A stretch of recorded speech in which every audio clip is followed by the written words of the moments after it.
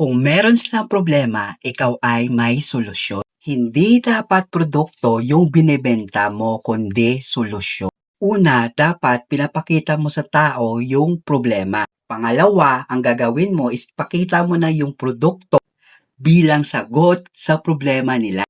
Kahit na wala akong hawak na item is gumagana pa rin. Kasi kapag naintindihan yung tao, yung value ng item mo, bumibili sila at doon pumapasok yung komisyon.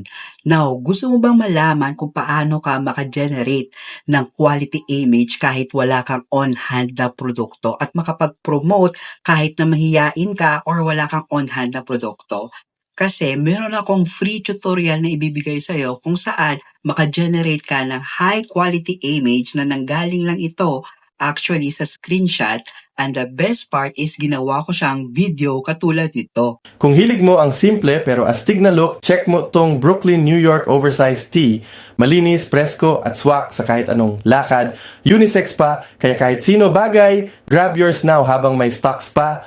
So now, kung ready ka na malaman kung paano ka maka-generate ng 4 to 10 videos a day para sa power posting mo ng libre, just comment below free at ibibigay ko sa iyo yung buong details.